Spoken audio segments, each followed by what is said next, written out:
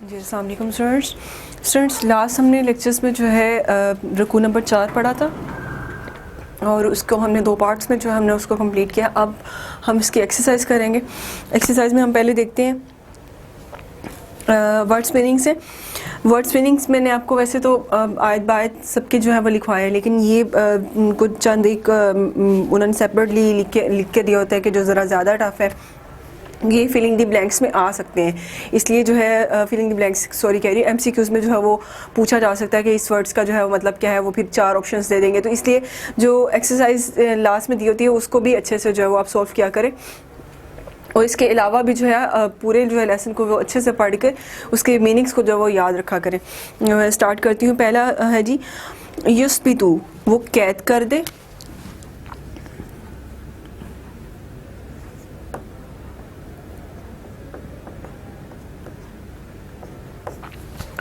ٹھیک ہے جی، یثبتو وہ قید کر دے.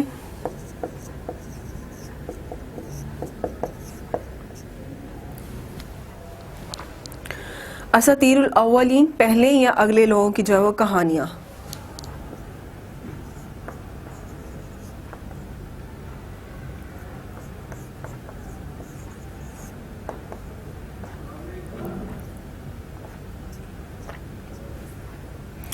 اساطیر الاولین، پہلے لوگوں کی کہانیاں.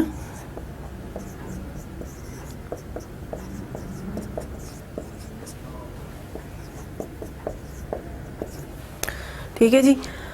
بکان، سیٹیاں.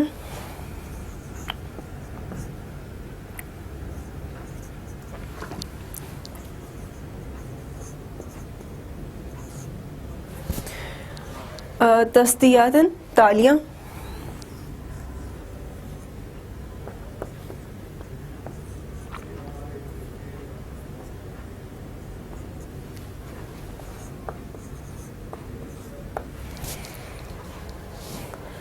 فیرکو، باہو. بس وہ اسے جمع کر دے یا وہ اسے ڈھیر بنا دے. اس کے اوپر جو ہے وہ ڈھیر پر ڈھیر، یہ ہم نے پڑھا بھی تھا. اس میں لاسٹ کی جو آئے تھے اس میں ہم لوگوں نے اس کو پڑھا تھا. فیرکو ماہو، سوری یہ ورڈ ہے یہاں پر مس پرنٹنگ ہے. اگر آپ لوگوں کے بھی مس پرنٹنگ ہو تو اس سے آپ لوگ صحیح کر سکتے ہیں.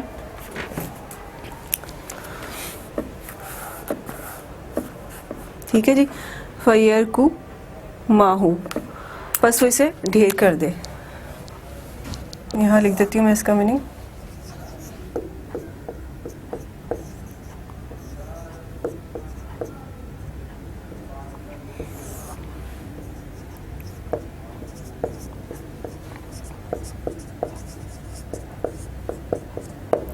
ٹھیک ہے جی، یہاں تک ہماری ایکسرسائز کے جو ہے وہ میننگس کمپلیٹ ہو گئے.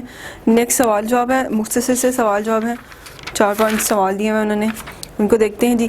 سب سے پہلے پوچھا گیا جی اس سبق میں تقویٰ کے کیا انعامات ہیں. تقویٰ پرہیزگاری کو کہتے ہیں، اس کے کیا انعامات ہیں. ہم نے سٹارٹنگ کی آیات میں پڑھا تھا ورڈ ایک یوز ہوا تھا فرقانن.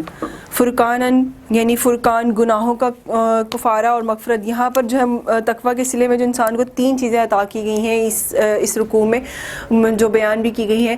اس پہ پہلے ہی کہا گیا کہ جی فرقانن، وہ پرہیزگاری ان کو جو ہے، ٹھیک ہے، اور گناہوں کا کفارہ ان کا، اور جی مغفرت کہ اللہ تعالیٰ بخش دیتا ہے، کہ بے شک اللہ بخشنے والا ہے.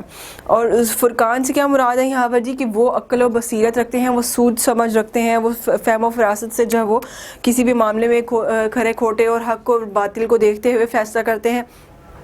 گناہوں کا کفارہ یعنی انسان کو دنیا میں ایسے اعمال صالح کی توفیق مل جاتی ہے اور جو اس کے تمام گناہوں کو جو ہے وہ مٹا دیتا ہے. اگر میں آپ کو اس کی ایک آیت کا جو ہے وہ ترجمہ پڑھ کے سناؤں تو اس میں بھی جو ہے وہ اللہ تعالیٰ یہ بات کرتا ہے کہ سوری اس میں جو پہلے تھی کہ یاد کرو جب کافروں کو جو ہے وہ سوری پہلی آدمی جو ہے وہ یہ کہہ رہے کہ اے اہل ایمان، اگر تم خدا سے ڈرو گے ہو تو تمہارے لیے امر فروغ پیدا کر دے گا اور تمہارے گناہوں کو مٹا دے گا، تمہیں بخش دے گا، اور اللہ بڑا فضل والا ہے، بڑا رحمان ہے. ٹھیک ہے جی. اور مغفرت کا یعنی تقویٰ کا تیسرا جو ہے وہ انعام جو ہے وہ آخرت میں تمام گناہوں کی معافی اور نجات ہے، یعنی کہ برات کا جو پروانہ ہوتا ہے. نیکسٹ سوال ہے جی وَإِذْ يَمْكُرُ بِكَ الَّذِينَ كَفَرُوا میں کس واقعے کی طرف اشارہ کیا گیا ہے؟ اس عبارت میں کس واقعے کی طرف جو ہے وہ اشارہ کیا گیا ہے کہ جب میں یہاں سے جو وہ آپ کو آیت ہی پوری پڑھ کے سنا دیتی ہوں تاکہ آپ کو جو ہے آپ کو بھی ریمائنڈ ہو جائے گا کہ وہ کس بارے میں بات کر رہے ہیں. سیکنڈ آیات تھی اس رکوع کی، آیت نمبر 30. وَإِذْ يَمْكُرُ بِكَ الَّذِينَ كَفَرُوا لِيُثْبِتُوكَ أَوْ يَقْتُلُوكَ أَوْ يُخْرِجُوكَ وَيَمْكُرُ اللَّهُ وَاللَّهُ خَيْرُ الْمَاكِرِينَ. کیا بات ہو رہی ہے محمد صلی اللہ علیہ وسلم، آپ اس وقت کو یاد کرو جب اللہ نے آپ کو جب کافروں سے بچایا، کیسے کہ جب کافر تمہارے بارے میں چال چل رہے تھے کہ تم کو قید کر دیں یا جان سے مار ڈالیں یا تمہیں وطن سے نکال دیں. تو ادھر وہ چال چل رہے تھے، ادھر خدا پاک چال چل رہا تھا اور خدا بہترین چال چلنے والا ہے. وَإِذْ يَمْكُرُ بِكَ الَّذِينَ كَفَرُوا میں اسی واقعے کا ذکر ہو رہا ہے کہ وہ چاہتے تھے کہ وہ کسی بھی طرح سے جو ہے وہ نبی پاک صلی اللہ علیہ وسلم کو اپنی مٹھی میں کر لیں، ان کو قید کر لیں، کیونکہ ان کو خوف تھا کہ مسلمان جو ہے وہ ان کے سحر میں جائے، ان کے گرفتار ہوتے جا رہے ہیں اور لوگ جو ہے ان کے سحر میں گرفتار ہوتے جا رہے ہیں اور مسلمانوں کی تعداد بڑھ رہی ہے. تو ایسا نہ ہو کہ وہ ایک بڑا لشکر تیار کر لیں. اس سے پہلے جو ہے وہ آپس میں جو ہے وہ میل جول کرتے تھے کہ کسی نہ کسی طرح سے نبی پاک صلی اللہ علیہ وسلم کو قید کر لیں یا مار ڈال لیں یا پھر ان کو جلا وطن کر دیں. تو یہاں پر اللہ تعالیٰ نے ان کی تمام تدبیریں جو ہیں وہ تمام ان کے جو پلانس تھے وہ خاک میں ملا دیے اور ان کو جو ہے نبی پاک صلی اللہ علیہ وسلم کے سامنے جو ہے وہ شرمسار کیا اور آپ صلی اللہ علیہ وسلم کو صحیح سلامت وہاں سے مدینہ شریف روانہ کر دیا.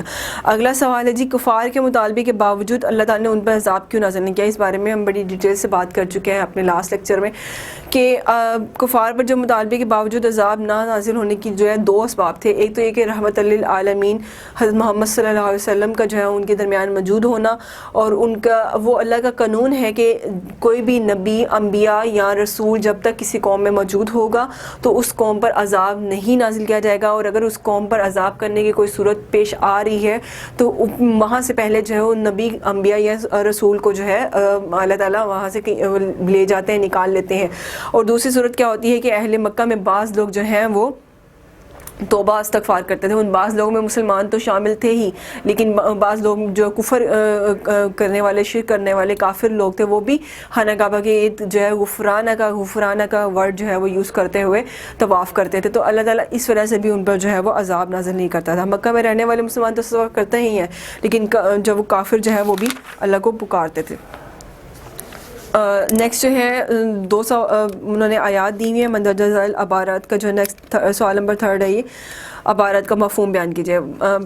پچھلے لیکچرز میں ہم کافی ڈیٹیل سے ان بارے میں بات کر چکے ہیں، لیکن میں یہاں پر آپ کو پھر بھی جو ہے وہ ایک دفعہ بتا دوں گی. وَمَا كَانَ اللَّهُ لِيُعَذِّبَهُمْ وَأَنْتَ فِيهِمْ وَمَا كَانَ اللَّهُ مُعَذِّبَهُمْ وَهُمْ يَسْتَغْفِرُونَ. اب یہاں پر جو ہے جو آیت یہاں پر یہ والی جو آیت ہے جناب 33 اور وَمَا كَانَ اللَّهُ لِيُعَذِّبَهُمْ وَأَنْتَ فِيهِمْ، اس میں کیا بات ہو رہی ہے؟ اور یہ دیکھیں کہ اس میں سوال نمبر جو 3 ہم نے پیچھے پڑھا ہے، یعنی کہ اس پہ ہاں جی کہ وہ کفار کے مطالبے کے باوجود ان پر عذاب نازل کیوں نہیں ہوتا. یہ بھی لاسٹ کوسچن جو میں نے آپ کو ڈیفائن کیا ہے یہی سوال اس سے ریلیٹ کرتا ہے. اس آیت کا ترجمہ یہاں سے میں پڑھتی تو آپ کو اور بھی واضح ہو جائے گا کہ خدا ایسا نہ تھا کہ جب تک آپ صلی اللہ علیہ وسلم ان میں تھے انہیں عذاب دیتا، اور نہ ایسا تھا کہ وہ بخشش مانگے اور انہیں عذاب دے. اور یہاں پر وہ یہ بات کر رہے ہیں جب تک وہ توبہ کر رہے تھے تو اس وجہ سے بھی ان کو عذاب نہیں دیا جا رہا تھا، اور دوسرا نبی پاک صلی اللہ علیہ وسلم جو ہے وہ اس ان کے بیچ میں ان کے درمیان موجود تھے. اس آیت میں جو ہے اس بارے میں ذکر ہو رہا ہے. اب یہاں پہ میں نے سوال نمبر 3 میں بھی اس کو ڈیفائن کر دیا، اس لیے زیادہ اس کو ڈیفائن کرنے کی ضرورت نہیں ہے، آپ لوگ پڑھیں گے تو آپ لوگوں کو سمجھ آ جائے گی.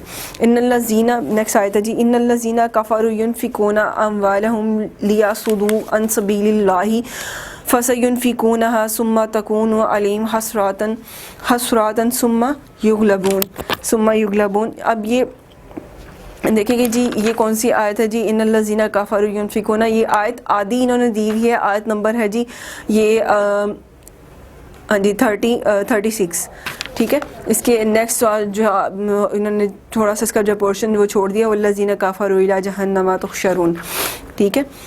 یغلبون تک دیا ہوا، ثم یغلبون.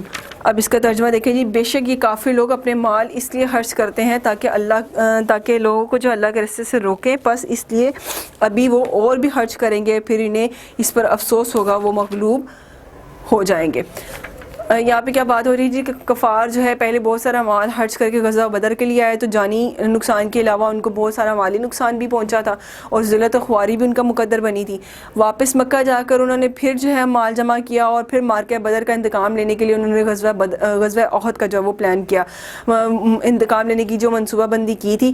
تو وہ لیکن غزوہ احد میں جب وہ آئے تو ان کا انجام بھی غزوہ بدر سے کچھ زیادہ جو ہے وہ مختلف نہ تھا، بالکل ویسے ہی تھا، یعنی ان کا مال بھی گیا اور ذلت اور خواری بھی ان کے حصے میں ہے. یہاں تک ہماری یہ چوتھے رکوع کی ایکسرسائز بھی کمپلیٹ ہو گئی ہے. نیکسٹ لیکچر میں انشاءاللہ ہم لوگ رکوع نمبر 5 سٹارٹ کریں گے، درس الثانی پہ. آپ لوگوں کو یہاں تک اگر کچھ بھی سمجھ نہ آیا ہو اس ایکسرسائز میں، کوئی بھی کوسچن جو آپ لوگوں کو سمجھ نہ آیا ہو، کوئی بھی بات آپ لوگوں کے ذہن میں ہو، تو وہ آپ لوگ کمنٹس میں پوچھ سکتے ہیں. Thank you so much.